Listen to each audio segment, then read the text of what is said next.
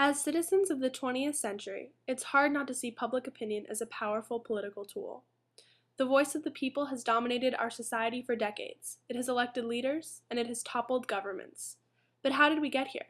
Let's travel back in time to Britain and examine this dramatic shift from a populace that had little voice to a public that can make lasting, effective change. 1787, the movement of the abolition of the slave trade was born.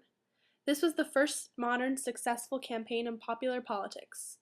This was the year of the founding of the London Committee, an organization dedicated to stirring the pot of popular sentiments. These abolitionists' self-appointed task was to create a constituency for anti-slavery through books, pamphlets, prints, and artifacts. The committee organized two successful petition campaigns that rallied the public as never before. For the first time, the increasingly influential middle classes were flexing their political muscles in a whole new way. However, the power of popular politics was short-lived.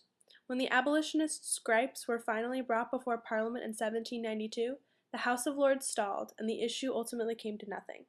And although the slave trade was finally abolished in 1807, this was not a result of popular discontent, but a result of several strong individuals who worked within the old framework of the parliamentary system.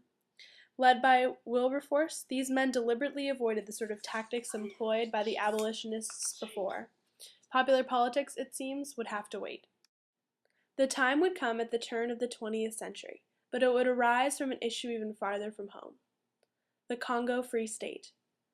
When word started trickling into Britain about the atrocities being committed under Leopold, the public was mobilized as never before. Reform societies were organized expressly to rally the population. Roger Casement and E.D. Morrill sat down to found the Congo Reform Association in 1904, making this pact: unite in one body the various influences that work against Leopoldism, to incorporate all men whose hearts were touched, whatever their standing profession, political opinion, and religious beliefs, in a common aim. The public was a whole new beast in British politics. One MP remarked that the government would be very ill-advised if they went contrary to public opinion in this matter. And Parliament responded as never before. In 1904, the body met and ruled that it must do something about the Congo Free State.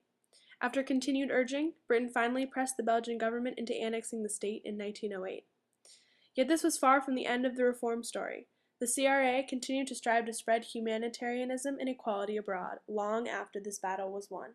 From Wilberforce to Casement, from 1787 to 1908, the British public made huge gains.